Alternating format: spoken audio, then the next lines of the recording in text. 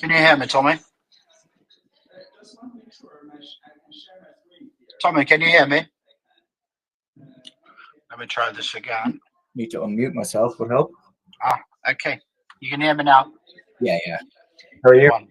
Yeah, not too bad. Thank you very much for joining. Really appreciate that. So I guess good afternoon, good morning, good evening, wherever you are, people. Thank you very much for joining us. This is Startup Fundraising Q&A.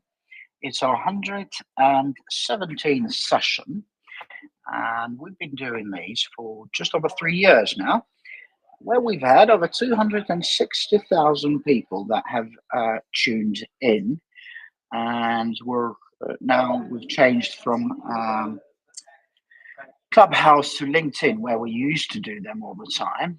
And I believe we're also now live streaming this onto Facebook and YouTube. However, if you are tuning in via Facebook or YouTube, please be aware that we're unable to monitor your questions there. So if you've got any questions for us, you'd need to hop onto LinkedIn. Either go onto LinkedIn and search for Startup to Scale Up Club, or just go onto our site, startuptoscaleup.club, and there look for Startup Fundraising Q&A 117, and you'll be able to join us live.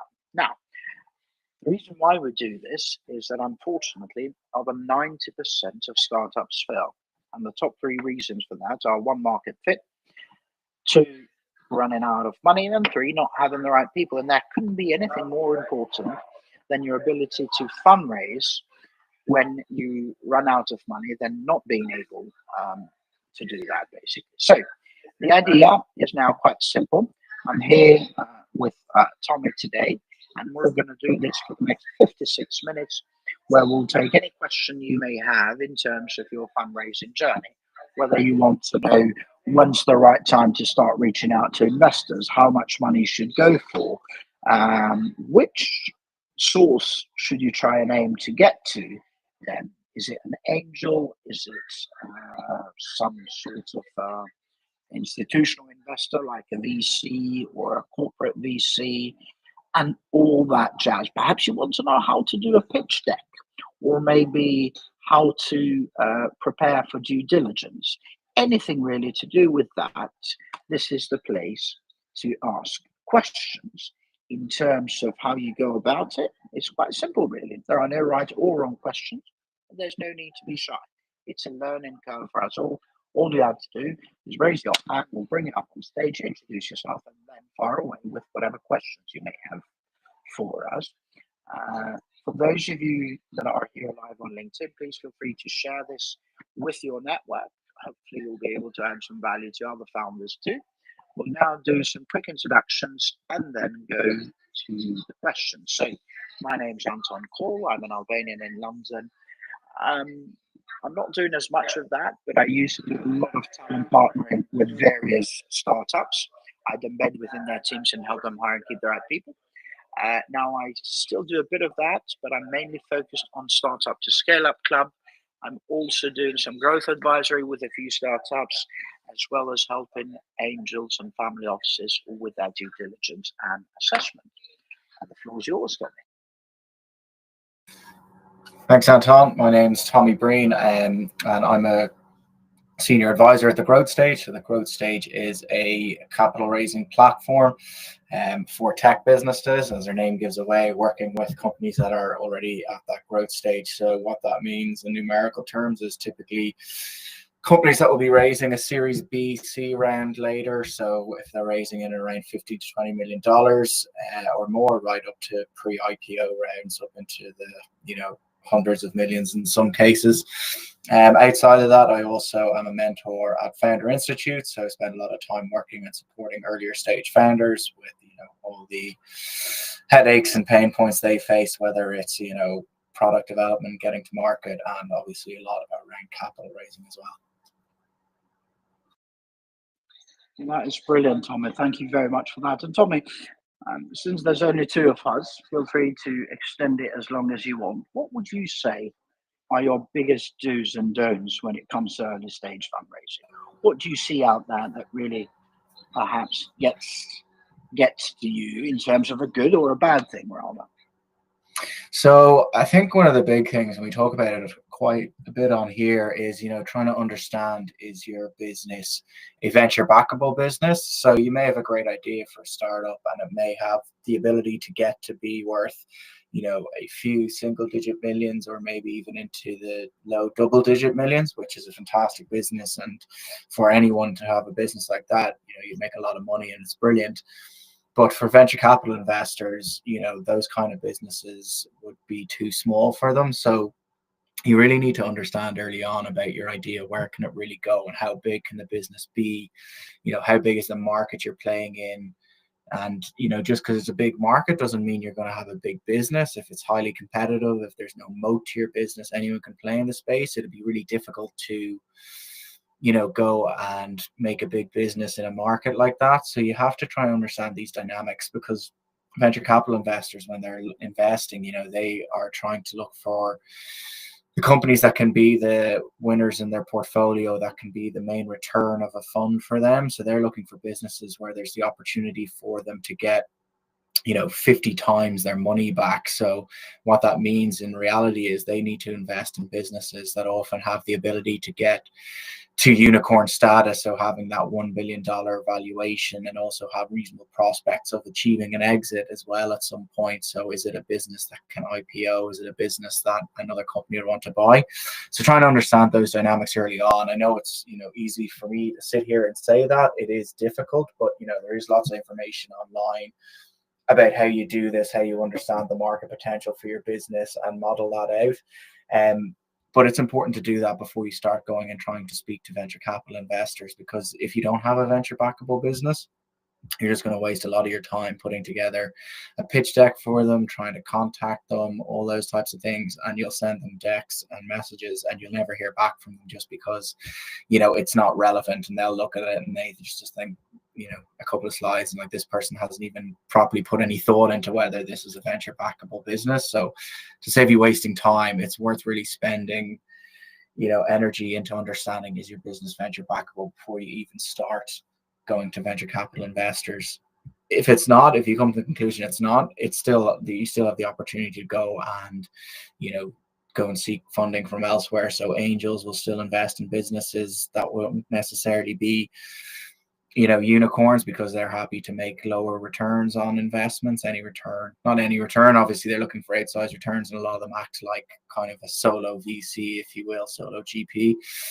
But they're more open to investing in businesses where the potential to get 5, 6, 7, 8 times their money, which is a lot, they're happy with. And particularly in the UK, if your business is EIS eligible as well, then the investors, the angels, will be able to capitalize on the tax break, so that actually amplifies their return a little bit. So it's really important to understand your business and the opportunity for how big it can be before you waste your time going out to the wrong investors. That's brilliant stuff. Thank you very much for that, Tommy. Tommy, we've got some questions. One is from 𝗬𝗏, who is here on LinkedIn. If you'd like to come up, 𝗬𝗏, that would be great. It's probably better rather than me reading the question. But nevertheless, what I can do, Tommy, if you are able to click on the 3 dots, top of your screen, top right hand, yep, and then click View Event Details, and that brings you to our comments section. And 𝗬𝗏 has put this question here. So he goes on to say, and I'm going to read this for those others listening to this or the recording. I'm going to close our pre-seed round by the end of the year. I have no questions for that phase. Valuation is a difficult piece at this stage. While some committed investors agree on the long-term vision and understand the value and potential of what we've already done, others are looking at a huge chunk of equity, looking back rather than forward. So maybe, 𝗬𝗏, if you can just think of that, what do you mean by looking back rather than forward? The second part is, I've been investing in stocks myself. Historical data was never my incentive. I was always trying to catch the upside opportunity. The conservative approach looks awkward to me when thinking of a high-risk, high-reward investment that a startup is. Are they seriously trying to evaluate the equity base of our inputs? Should I consider it only as their negotiation strategy? How should I approach the valuation issue at pre-seed stage? SAFEs are not an option because my investors are all from CE, and it's not legally feasible here. Unfortunately, I couldn't secure investors from more mature markets. I think it's a trust problem in regards to Polish startups at this stage. Pretty sure it's going to change at seed stage, and I'll happily move the entity to another jurisdiction. So, David's questions, and David is based in Poland. Let me see, founder of 𝗧𝗲. First product is pioneering online tool for residential real estate agents. It accelerates property sales. So it's a prop tech, if you can hear me. So it's a prop tech, and basically wants to know what is happening in terms of the pushback that he's getting from investors in Central and Eastern Europe that he's spoken with about investing at pre-seed. Are they, in terms of valuation, are they doing this simply as a means to negotiate better terms for them? Or is it really important in terms of the track record they have so far? Do you want to go first, Tommy? Yeah, I think I'm just reading the comment here and listening to you reading it out. I think, you know, David, if you can come up as well, it will help the conversation. I would say reading this, your instincts are pretty much right here. Like if they're trying to take a huge chunk of the business and, you know, work on looking backwards, there's, I think his hand's up there now, so we can probably bring them up. I would say, you know, it'd be interesting to know who the investors are, but it sounds to me like there's probably falling into one or two buckets. Investors that maybe haven't done a lot of, you know, venture style investing, and so investing in tech businesses, and maybe they're looking at it like how you'd value a more traditional business, which, you know, then they wouldn't be necessarily miles off the mark what they're doing. And probably more of what you used to be seeing on programs like Dragon's Den or Shark Tank when they're investing in more, you know, normal consumer product businesses or whatever it might be. The other category, I guess, is if they kind of do know what they're doing around tech investment, and then they fall into the bucket of being a bit more vulture-like, which is, you know, something you want to avoid. And I'd say in a general answer to your question, you want to try and bring them around to understanding, you know, if they don't, how tech investing works, and just go online and pull some sources and send them so they know you're not just picking things out of the air, and just show them, look, typically in, you know, Europe at a seed stage, you know, this is what equity is typically given up. And rather than trying to just focus exclusively on the valuation, say, look, I'm willing to give up, you know, 15 to 20% of the business to raise this capital. This is the capital I need. So based on that, the value would land around here. And you can explain why you think this is reasonable, as you've kind of mentioned in your comment, looking forward to projections, the growth of the business, and why it's worthwhile. And the other piece you want to explain is, you know, as with most tech businesses, your seed round won't be your last round. So you need to have the ability to be giving away more equity later on. And what you don't want, and what your early stage investors shouldn't want, is you getting overly diluted really early. If you give up 40% of the business now, for example, and then you go and raise your next round and you have to give away more equity, and if after 2 rounds you're down to 40% ownership, you're hugely diluted, you're losing control of the business. And, you know, then as a founder, you start to become disincentivized, thinking, well, I'm taking a low salary, and the equity I'm going to take out of this business, if it does succeed or get to a good exit, is falling. And you start to think, well, I might actually be better off just taking a salary job somewhere else than running this thing. So investors shouldn't want you disincentivized. There has to be, you know, a sizable equity chunk there for you at exit that you can actually make decent money and remain incentivized. And when they're investing in a business this early, often, you know, they like the idea, but they're also massively backing you as an entrepreneur. So as an investor, they should be really concerned about losing you as the founder of the business. So they should want to keep you incentivized with equity. Now, I don't know, you can get into more complicated structuring around, you know, if they take maybe 25% now isn't good, but then there's earnouts for you to claim back some of that equity and they reduce. But that, I would say, is overly complicated structuring for an early round investment. So I hope that's answered your question somewhat, but, you know, feel free to jump in if you have anything else you want to ask or have not answered for you. Thank you very much, Tommy. Now, David, can I ask you, what specific pushback are you getting? Are they saying, you know, we're going to give you this much if you give us this equity at this valuation? Are they saying you are too early? What is the specific pushback you're getting? Hello, thank you very much. Thank you, Tommy. Thank you, Anton, for your question. Yes, the problem is that they are trying to evaluate the business I'm building based on what we have already done rather than what it is capable of when we launch the product. So yes, they are not aligned with. Let me go a few steps back then. Can you? Of course you can. Sorry. Here we go. Just a second. Sorry, Yes? I'm at an event, so bear with me. Just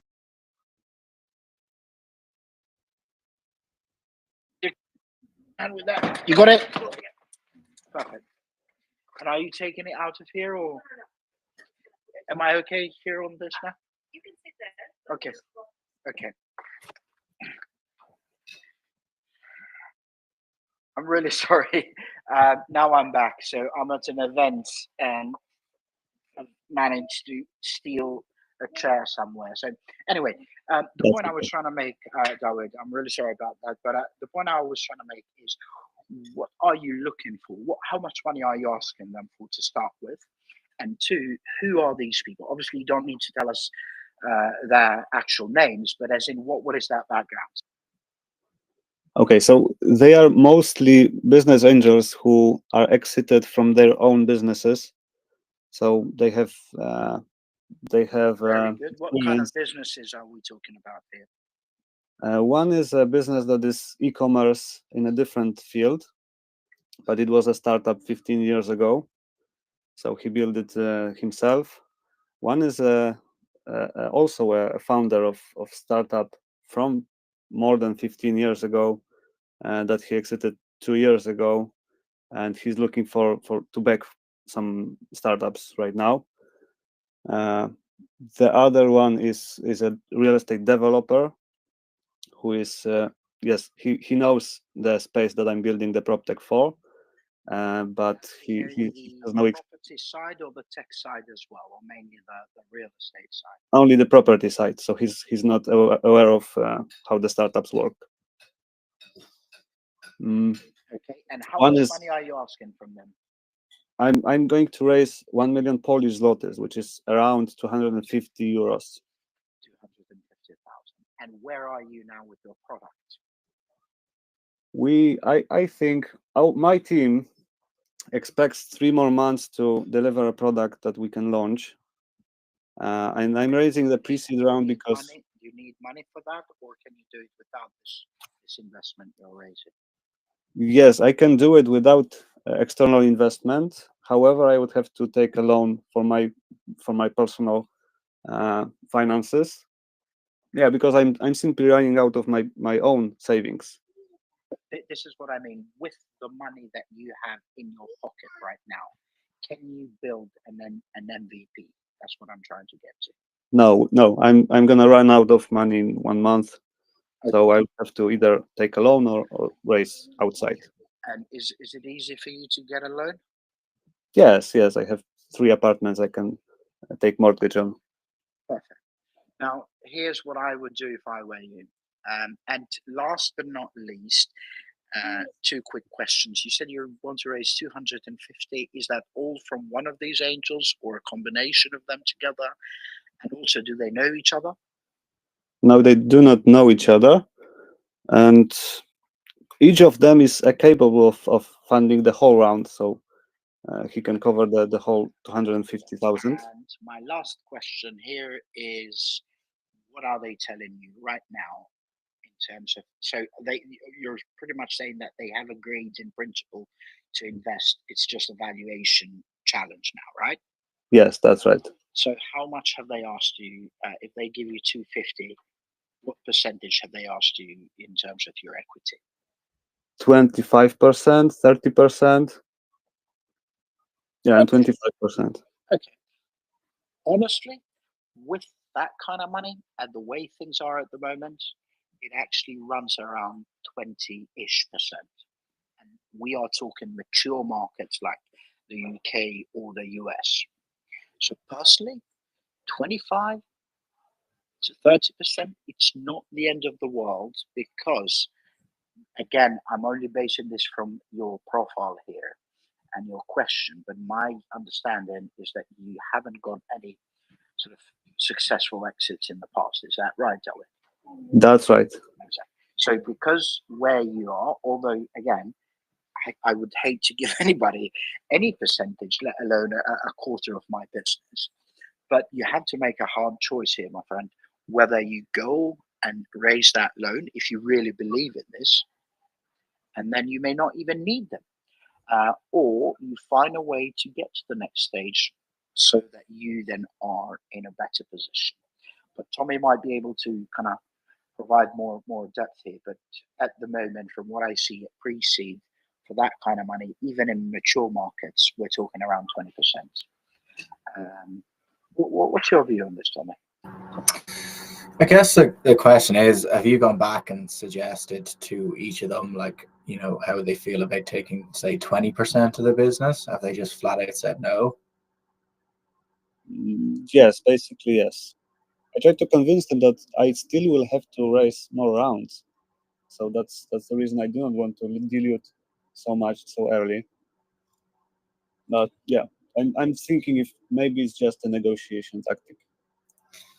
Yeah, like Anton's right. I mean, you don't want to end up in a position where, you know, you've got no funding. Now, I guess you can fund it yourself, and you've got 3 apartments, so it's not the end of the world. So it's just a fine balance, really, you know, about where you want to land at the end of this round. Do you want to take the risk of taking, you know, a further mortgage on one of your apartments and, you know, doing it that way, or do you want to take, I guess, you know, the cost in equity terms instead and giving up more than maybe you'd ideally like to? I think I probably would just think about trying to go back from the first case and pushing on 20% again. And I don't know if you can try and incentivize, say to them that, you know, there can be a warrant component that in the next round they can get a slight discount on the valuation of the next round. So if they want to do a follow-on, they can get a 10% discount of the valuation of the next round, so that it actually make up the equity a little bit. And then for you, if you do get to the next round, hopefully, you know, that's where the business ends up, then, you know, it'll be a little less painful because the capital will go to work. But yeah, it's just like, it's a tricky one. I can't tell you what the right answer is. It's just really, it is a negotiation. And you know, what you really want to do is, I guess it sounds like there's a few people willing to invest that could be quite helpful to the business as well. So that's something to think about. And if you could try and get a combination of more than, you know, 2 or 3 of those investors to actually invest, I mean, the best thing you can do is if you can get one of them to agree to the valuation or the structure you want, and then you can say to the others, look, this is what the lead investors agreed to, so I would love to have you on board at this, you know, valuation. But yeah, I guess it's a tricky one. You just have to sit down yourself and ultimately decide, you know, are you willing to give up what they want at this stage, or would you rather take the risk on, you know, taking the loan yourself and doing it? But also, I guess there's a, you know, not only is there a risk to you taking a loan against your apartments, but there's also the risk that, you know, you don't have those investors that have exited businesses and been successful and know the space. You don't have them supporting you. I guess as investors, they'll be there to help you and they'll want to see the business succeed. So there are things to worry up, and I wish I could give you a better answer, but yeah, it's tough. So let me put it this way. How much exactly do you need to launch that MVP? Yeah, 250,000 euros. That's gonna be, I think that's gonna be enough to launch the product. So, and after launching, I still need some runway to before the sales can cover the expenses. No, this is what I'm trying to get to. How much exactly to the last cent do you need to launch that, to finish the MVP? To finish the MVP, it's only 250,000 euros. 200,000. Okay, so that's still quite a large amount. The reason why I asked is if there would have been a way for you to launch the MVP cheaper, to maybe combine this with some personal loan against it, and then go on to these investors. Personally, I would actually try and get 2 of them.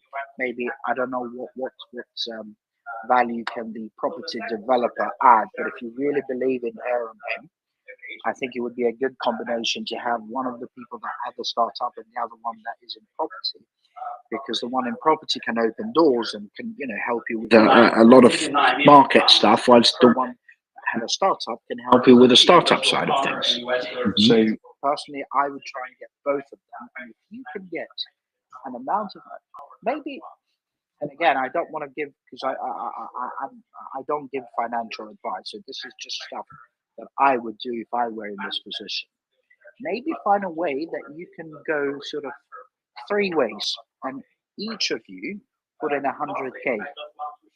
And that way, you say for 100K, you are going to only get, I don't know, let's say 8% each. So that means you end up with 16%, but only 200,000 euros. And if they push on that negotiation, then you go as high as 10%, but not more than that. So that way, you are then left with 20%, 200K, plus the 100 that you raised yourself, and you've got 300K in the bank that you can put it out there. But also with that, you then need to understand that you'll need money pretty soon. If that's how much, if 200K is what you need to build it, you're gonna burn money like hell, because you need to go to market. So you're gonna need to raise maybe, I don't know, another 250,000 or another 500,000 to get to market. So that's something to bear in mind. I think that's a great idea. Split it in 3. Yes, thank you very much, Anton. But I would definitely, because I'll be honest with you, whilst I have some exposure to the CE market, I don't really consider myself that proficient. So I would have a look and see early stage VCs in and around Poland. And just say, look, I'm not asking you for money. I just want to get some advice. And reach out to them on LinkedIn. And just say, this is the situation I'm in. What would you do? And guess what? That may open a lot of other doors. Just literally sit down today. I mean, let me just for argument's sake, I'm going to search here, Poland. I'm just going to search general partner or just partner, just to test it. How many general partners are in Poland? Right. So title general partner. Bear with me. No, okay. Job title, we will look at the industry, so location Poland. Okay, and now industry, sorry. Company, following, industry, okay. Venture capital. I got 14. I'm sure there's more because maybe they have different titles, etc. But this is general partners in Poland. There's 14. I'm sure you have a lot of other staff, investors, and so on that you can go on to and just ask them, because they would know the the private equity markets and the valuations and cuts that go there much better than I and probably Tom. So that would be my advice. Before you make a decision, do that today. Make it your mission to reach out to 50 people today and send them a LinkedIn invite. That's what I would do. And do you have any premium LinkedIn or anything like that, David? Yes, I can use it. Thank you. Use that. Okay. Send out 50 invites today, and just very simply, I'm not looking for money, but I would really appreciate 5 minutes chat for some advice on a potential investment that I'm about to decide whether I should accept it or not. Okay, that's what I'm gonna do. Send a personalized invite. I spoke to a few of VCs here, but the problem is that they want to go deep into checking the IP. So with the R&D that we have done for 1.5 years, and that's something we want to keep secure until we launch. No, don't worry about that at the moment, unless they come and chase you and say, please, please, please accept our term sheet. Don't look at VCs. It's too early. Okay. So now just reach out to them and say, I would love to take 5 minutes of your time for this advice, because I'm on a sort of crossroads here, and I'd love to pick your brains. Probably out of those 50, maybe 1 or 2 will accept to talk with you, and that is brilliant. Okay. Thank you very much, gentlemen. No worries, man. Best of luck. Thank you. Keep joining us. Right, here, a quick reset of the room for those of you that are here on LinkedIn, but also those that are tuning in via Facebook or YouTube. This is Startup Fundraising Q&A. We're doing this to help founders with whatever questions you may have on your fundraising journey. Those questions could be anything to do with your, let's say, due diligence, pitch deck, valuations, investor outreach, how much you ask for, when is it a good time to ask for money, what sort of people you should go after, is it an angel, crowdfunding, VC, and all that jazz. There are no right or wrong questions, and there's no need to be shy. All you have to do is raise your hand, we'll bring you up on stage, introduce yourself, and then fire away with your questions. If you're tuning in via YouTube or Facebook, please be aware that unfortunately we're unable to monitor your questions there. Therefore, you would need to join us here on LinkedIn Live Audio, where we can hear you, but we can't see you. The idea is that you can do that either by just hopping over to LinkedIn and searching for Startup to Scale Up Club, or going to our site, startuptoscaleup.club, and finding today's session, which is Startup Fundraising Q&A 117. By the way, we run 4 regular rooms per week, so if your questions today are not on fundraising, save them for the other rooms. On Mondays, it's talent, Tuesdays, product and tech, Wednesdays, growth, and Thursdays, fundraising. And by the way, we've had over 260,000 people that have joined us so far, and none of that would have happened without people like Tommy and the other panelists. So please feel free to show them your love. I follow them here on LinkedIn, reach out to them.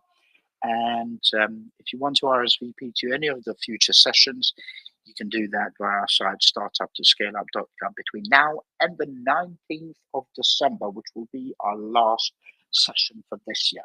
Now, without further ado, welcome back to our stage, Anna. Please introduce yourself and fire away with whatever question you may have on fundraising for us today. Hello, hi, good afternoon, and thank you very much for your time, everyone. I'm Anna, the director of 𝗦𝘁𝗿 𝗦𝘁𝗿 is a startup that supports athletes with their life skills. And my question is, how do we know what is fair when you're doing a collaboration with someone? So it's nothing to do with shares, or, I mean, maybe they would like to have some shares because at the moment there's no way we can pay them. But in terms of a collaboration that can improve our service, how do we go about doing this kind of collaborations with, it could be with, I know with payment, but also with shares and partnerships? I mean, how do we know what is fair and how to do it, really? Very much for that, and I'd like to get a bit deeper into this, but sure. Sort of, how long is a piece of string? There's a rule of thumb to these things. The value of anything, normally, the easiest way to that pricing is via what the market demands. So, what are others paying for that kind of service? That's one of the ways to look at it. Number 2, what is your position? How much ammunition you have and how much strength you have, and also what is that other person's or the other party's position. But most importantly, how much does that mean to you? Is this something that could make or break your business? Then you're willing to give more, right? Is this something that you can do without? Then you can do less. Because at the end of the day, you may have 100% of something, but 100% of zero, it's still zero. So that's sort of the generic view. Secondly, you want to tell us something more specific? What kind of service are we talking about here? You know, what does this person have to offer, etc.? So this is basically a university. So we've decided, because the clubs have been asking about the content. So in order to provide really high quality content, we decided to, I decided to approach a university in order to have access to their content for our players. So, you know, and this is a well-known university. However, the content is going to be created by their students, although it's going to be supervised. So for me now is, okay, yes, it is, it's good, it's great content, and it's great to have that university logo in our platform, because it's a lot of value. But at the same time, we are pre-revenue, so it's yeah, that's where that's hence my question, really. Do they have a price for this? What's the idea? No, we are in talks. Like, we just had a meeting yesterday, actually, and we're going to meet again next week. But I wanted to be prepared for this meeting and see. I'll give you an idea. I've recently had chats with about 58 universities to hire interns and placements, etc. And one of those models that a few, and I'm talking perhaps the top university in the world right now, but and you can probably make out the name. I had a chat with, and they were even willing to offer MBA students from that top university in the world to come and work for a week for free. Or I would pay a minimum wage. So personally, that's where I would focus on. Focus on either project-based or perhaps short internships for them, or some of them may call it consulting, that project-based, for them to come and join you and help you with that. And you may have to pay them a minimum wage for the hours that they put in. Okay. So to do it completely free, first, there are universities out there that offer sort of completely free internships, or whatever you want to call them. Personally, I don't think it's right. I don't think it's ethical and moral. That's my personal view. I've been there and I've done it, and I've put in my 14 hours a day without a pay. I don't think it's right. So, but you know, you can get whatever you can get. Personally, I think you would be in a good position if you can get them to say, right, for the hours they put in, we're willing to pay whatever minimum wage is out there. I don't know if Tommy wants to add anything here. Okay. Yeah, not a lot to add. I think just to think about, as Anton said, you know, if you're going to have the students working on it, probably you'll need to pay them something. And what you really want to focus on is the value they get beyond that. You know, minimum wage is, you know, better than zero, but it's, you know, not a lot. And what you need to be able to say is, you know, if they're students, they're thinking about their CV, their experience. So you need to be, you know, able to very clearly communicate, you know, this is the work you'll be doing, this is the skills you'll get out of it. And, you know, on your CV, you'll be able to say worked, you know, in the early stages of this startup and whatever part of the business they're working on, and, you know, basically communicate or create a vision for them that this will be really good experience. And when they go out into the market to apply for jobs, they can say they did, you know, whether it's product development or project management or whatever it is within the business. So they're going to be thinking about what they can put in their CV in terms of like time scale. I guess for them, it needs to be at least 3 months of work, really, or well, maybe at least 2 months to look like a proper internship. So just trying to think about what they will get out of it beyond the money. The money's not going to be a lot either way, and it'll be gone soon. It's really, what will this do for them to make it worth their while? So you just want to build up a vision about why this would be an amazing opportunity for any student to be part of, and how it's going to, you know, help propel them in their career once they finish in university and get a job, and they'll be able to reference your business. So I think about those types of things, and, you know, who's the ideal type of student you'd want to work for you? You know, that's probably a good way to think about it as well. They're ambitious. They want to work in X, Y, and Z. They want their career to look like this. So have a vision of the type of student you think would be best suited, who'd be really hungry to come in there, and then it'll probably be easier to create a vision of what they can get out of this beyond money. Okay. Yeah, I guess it's just, think about any like partnership, it's value, you know what you can get out of it, but you need to be able to demonstrate what they'll get out of it beyond monetary benefit. Okay. Okay, thank you. Okay, you're very welcome and best of luck, Anna. Thank you. So a quick reset of the room. This is Startup Fundraising Q&A. We're doing this to help startups with whatever questions you may have on your fundraising journey. We've got 18 minutes to go. If you're tuning in via Facebook or YouTube, please be aware that unfortunately we're unable to monitor your questions there. So you need to either go to startuptoscaleup.club and look for today's session, which is Startup Fundraising Q&A 117, or maybe just come straight onto LinkedIn and search for Startup to Scale Up Club, and you'll see today's. It's our last posting, which is today's Q&A. We run 4 regular rooms per week: Mondays talent, Tuesdays product and tech, Wednesdays growth, and Thursdays fundraising. They're all from 12 to 1 p.m. UK time. And if you're finding any value in this, we'd really appreciate it if you wouldn't mind sharing this with your network. Now, without further ado, welcome back to our stage, Colleen. Good morning, Anton. Good morning, Tommy. Good morning, everyone.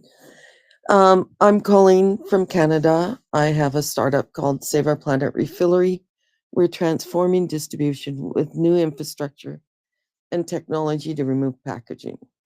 So our main objective is selling systems. I am presenting to a major city, their waste advisory board. And just curious, Tommy, does finance realize there's an environmental crisis? They seem to run so slow. In other words, they're waiting for something. I'm not certain what they wait for. Is it because their money's planned somewhere? And I don't understand that in the industry. I'm tech, and we're about doing things quickly and getting things done. And finance has this ongoing, there's time somewhere. I don't understand it. Can you explain? Is there something going on behind the scenes that they're waiting for or something? I find it's a little, I don't understand it. So if there's a way you can explain why finance seems to think there's all the time in the world to getting things, or they don't move. I had a great meeting with a Finance are we talking about here, Colin? Is it the equity based? Is it lenders? Oh, that's an interesting one. Yeah, equity based, or just a loan. Like I've been looking for a bridge loan. I have full project funding from the EU climate bonds, but they have a delay. So there's another delay. Like maybe it's gathering the paperwork. I don't understand why there's always a delay. And anyway, it would be more equity and just a bridge loan even. Okay, so that's what I'm trying to understand. Who are you getting a feeling that there's a longer delay? Is it somebody you've gone to for a debt, i.e. for a loan, or is it somebody you've gone to ask for equity investment? I haven't been asking for equity. I've been asking for like bridge loans or okay. It's debt. Yep, that's fine. Thank you very much for that, Colleen. Colleen, there's a couple of things here to bear in mind, and then I'll pass it on to Tommy. One, nobody in the world has the rush that you as a founder have. They don't have the challenges you do. They're not there struggling. That's one. Number two, when you're giving out a loan, these are institutions that have a lot of processes, and it's a lot of red tape, unfortunately, too. So I don't think there is anything sinister in terms of behind doors, closed doors that we don't see. I think it's simply a matter of process. And again, you're not their priority, unfortunately. No startup is their priority. So they'll take as long as they think they need, whether it is to look into your business, whether because they have 200 other loan applications, whatever that may be. So I wouldn't focus too much on that, but would love to hear from Tommy on this as well. Yeah, I think you kind of hit the nail on the head there. I think, you know, when you're talking about, you know, debt firms that are going to do these types of bridge loans, you know, I know that your startup is focused on, you know, the planet, but, you know, a lot of these debt funds are not focused on that. So it's not an incentive for them. They are focused on financial returns. So they're going to prioritize that. And as Anton said, they'll go through their process. And, you know, the reality is you won't be the only business they're looking at. They'll have so many companies in there trying to do an assessment of, you know, your business independently about the credit worthiness and if they think the loan is worthwhile making and they'll get it back and what's the right interest to charge on that. So that's just one piece. But then they'll also be comparing it to a number of other options they have on the table, you know. So if they have, you know, $1 billion and, you know, they're going to have probably companies, they're probably going to have a pipeline of 10 billion of applications. So they're going to only choose 10% of the applications. So they're going to be weighing you up as well against that. And in terms of the time frame, you know, they won't rush through that. And, you know, because they'll have so many options on the table of places to lend to, they're not going to, you know, pick up their pace or rush their process, you know, because they have a whole risk, they build their stuff on a risk model, so they won't rush that. They'll only rush it in the case of something they really are proactively trying to lend money to. So it's really tough, and, you know, all you can do is try and create a sense of urgency, but there's a balance in there. You don't want to kind of put too much pressure on where they walk away or they're worried about the business and the desperation element of it. So yeah, it's frustrating, particularly whenever you're in, you know, focus on the planet and climate and things like that, and you're talking to investors who that's just not what they're focused on. They're really just looking at the business itself and where it can get to. And I think even more climate focused debt funds themselves probably won't move a whole lot faster, whilst they obviously will appreciate the same things you do, and their focus is also on the planet. You know, they will still look at things, you know, a couple of days here and there won't be that important. They'll want to take a few weeks before making decisions. So they're not going to rush it. They'll think about, you know, we don't have years for this, but we definitely have a few weeks or a month or two to make a decision. And, you know, whilst you're one of their, you know, potential companies that they can lend to, they're also probably actively lending to others. So on a monthly basis, while they might not have completed or made a decision on whether to lend to you or not, they might have done 2 or 3 other ones in that month. So from their point of view, they are actually moving at a pace. So that's the way, you know, you need to think about it from their side, how they're doing things. Thank you very much for that, Tom. And last but not least, Colleen, and I've come across this a few times before. This was from investors, though, not loans, whereby often I was told that, you know, if a founder is desperate, keeps giving us deadlines and so, that doesn't give us much confidence, because we think there isn't much ROI. And I would think if you're a lender, then that is even amplified, because you're thinking, okay, she's desperate, she wants to push this. Well, are we going to get our money back? Are we going to get the return on that? And when you have that urgency, unfortunately, to a lot of these finance institutions, it gives them a view that the ROI is not as strong here. But again, this is only from experience, so I'm not a financial consultant, so I wouldn't know. But that's my understanding of this. I hope that helps, Colleen. And I know it's not very promising, perhaps, but thanks, Anton. No, it kind of helps, because I'm always thinking, what are they doing that takes so long? Anyways, it's kind of interesting. I had a great discussion with the patent lawyer, and we talked about things like, are they thinking of the system? They're thinking of, what are they thinking is the asset? Because the asset really isn't just the system, it's the innovator. And we discussed it. He goes, that's it. You got the trade secrets, you got everything. You're the asset. It's not the system. So it's just like, what are they looking at to make that assessment? It's very interesting. Anyways, thank you very much. I appreciate that insight, because it kind of gives me a little bit of an idea, but thank you. I appreciate it. You too, Tommy. Always appreciate the info. Yeah. Thanks, Colleen. Righty, Tommy, shall we go on to some questions that were sent in to us? Yes, we've got one from a fintech founder in London. She's at seed stage. She used to be in banking. I hope I can, because that sounds familiar. I hope I didn't go through this last week. We're negotiating equity terms with our first group of angel investors. How do I strike a balance between offering enough equity to attract experienced angels whilst protecting enough ownership for future founding rounds?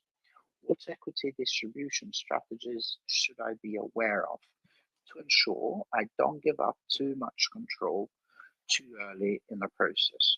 This is a bit like David's question here, but do you want to take it? Anything to add here, Tommy? Yeah, just it's a bit hard, without knowing. Like, I guess it's seed stage and it's angels, so I guess just going on the typical stuff we've discussed already, really you want to be looking to give up not more than 20% if you can at seed stage with your raise. So, work from there in your valuation. I think, maybe you should try lower than that. If you've no institutional, no VC money coming in, if it's all angel, you may be able to, set the valuation a bit lower, or sorry, set the valuation a bit higher to give away a little bit less equity. So maybe a target towards 15%. And if you get pushback, then you've wiggle room to give away a bit more equity, up to that 20%. But again, it's about getting the right investors on your cap table that can really help that business, and you don't want to be turning those away for the sake of a few percent at this stage, while striking that balance. And as I mentioned a few weeks ago, I think it's in the comments from one of the previous shows, the Index Ventures did a lot of work on this a few years ago on rewarding talent, and what's the right amount of equity to be giving away at each stage, and what's the average amount that's given away by startups, and how to manage dilution. And you also have to think about, you will have option schemes for employees in later rounds coming in, adding another 10% of dilution. So I'd have a look at that. You can play around with the tooling built and things like that, and that'll give you a good understanding. But you can just Google generally, and you'll find lots of articles written about what's the typical equity to give away at this stage, and use that as your sort of rough guide of how to set your valuation and what to give away. And if you get pushback from investors, direct them to the articles you've read and say, look, this is just market standard for seed stage fintech, so just have that stuff prepared and do some research. But yeah, I'd aim to try and hit within that 15 to 20% range if you can do that. Yeah, by the way, if you don't mind, Tommy, if you can find that Index Ventures and post it in this comments as well about this Q&A, I'd really appreciate it. As far as my 2 pence on this, because Tommy's clarified it very good, but very well. What I'm seeing at the moment, and I know this is a bit of a rule of thumb, but in London, 100K, we're talking up to 8%. So the lowest is probably about 5%. And then you can go up to 8. Over 100K, let's say 100 to a quarter of a mil, it's between 8% to maybe 15. Quarter of a mil upwards, I would say to about 500, maybe higher, it's about 20%. And then anything above, so let's say nearer the £1 million, you're looking at more. Again, that obviously changes because it depends who you are, what you've built so far, who these investors are, and so on. But that's sort of, from what I can see at the moment, that's the going rate for your stage, and that's what I would do. Now, we've got 4 minutes to go, so if it's okay, Tommy, we'll take one more question that was sent in to us. So I can't see any live questions from the audience. So this is a health tech founder in Bristol. She's at seed stage. She is a trained GP, and she says, I'm preparing my pitch deck for a health tech product aimed at chronic disease management. Should I emphasize the regulatory pathway more or focus on clinical validation results to attract investors? How do I find the right balance between scientific rigor and commercial potential in my pitch? This is quite a question. Let me copy and paste this and I'll put it in our messages, Tommy, just in case, so that you have it there in case you don't remember all the details of the question. Do you want to go first? Yeah, let me just read over it again, sorry.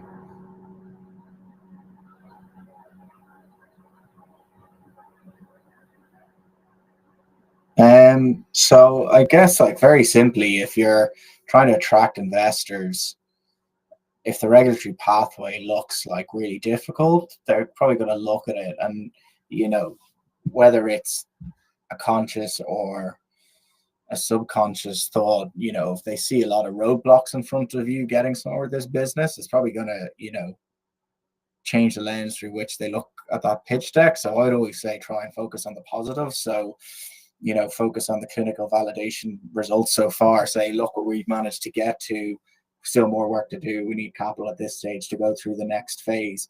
And you can definitely later, towards the end of the pitch deck, lay it out, but I certainly wouldn't have it anywhere near the beginning. And, you know, as is often the case in health tech, the investors you're going to are usually pretty knowledgeable about the space. You know, VCs that invest in health tech, the good ones anyway, have done a lot of their own thesis work on this, and angels in this space have been health tech founders or invested in them, will know it really well. So they'll kind of have an understanding in the back of their head of the regulatory hurdles that'll be in the way of your business. So they'll probably know within the first few slides, if you've clearly communicated what the, you know, what the business is, what the product is, how it's going to work, and that they'll kind of know themselves what typically needs to be done.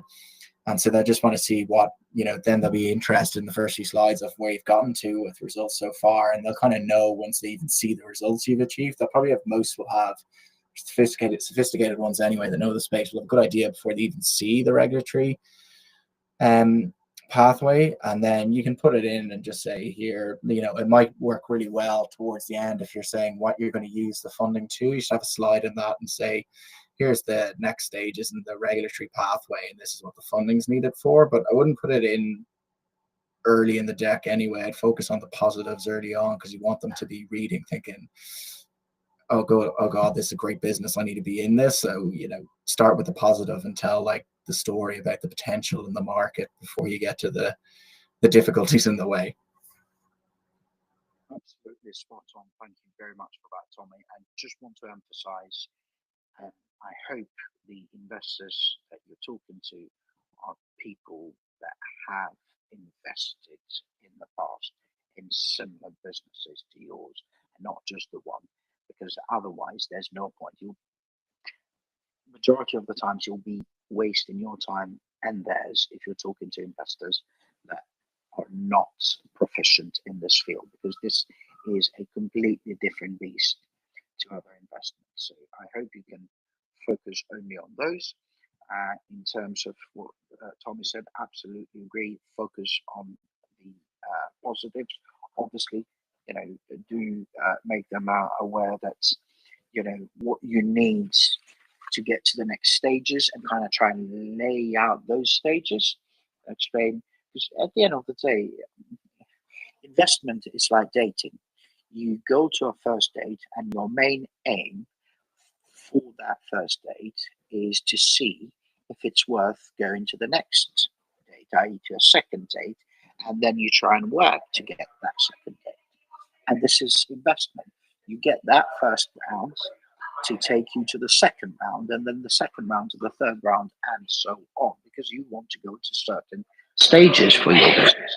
And again, it's the same thing in fundraising, and that's what you should do. Focus on the positives, but also explain the stages and line them out that you need to get to go from wherever you are to wherever you need to be at. We are now 1 minute over the line, so Tommy, I'll let you go, but just before that, have you got any parting words for us? No, nothing to add. I think we've covered quite a bit today in terms of, what equity giveaway. I just ask everyone as well that are wondering about that to go and check. I've posted those links to the Index Ventures work that they did into the event page. So go and have a look at that. And thanks to those that came up with your questions. Makes this more engaging and enjoyable for us panelists. So please do keep coming back and coming up with your questions. Brilliant. Thank you very much, Tommy. So quick reminder to everyone, those here on LinkedIn and also those on YouTube or Facebook, we run 4 regular rooms per week. Mondays, we help founders with talent. Tuesdays, product and tech. Wednesdays, growth, and Thursdays, fundraising. They're all from 12 to 1 p.m. UK time. You can RSVP to any of our sessions via startuptoscaleup.club on our site there. You can RSVP to events between now and the 19th of December. So feel free to do that. Otherwise, thank you to everyone, especially to Tommy, for your input today. And just remember, the startup journey can be challenging, but it can also be quite fun. And quite enjoyable. So try to enjoy it and be kind to yourself and everyone else for that matter too. Otherwise, have a good weekend, I guess, since it starts tomorrow. God bless you all, and see you for Startup Talent on Monday. Bye-bye for now. Thank you very much.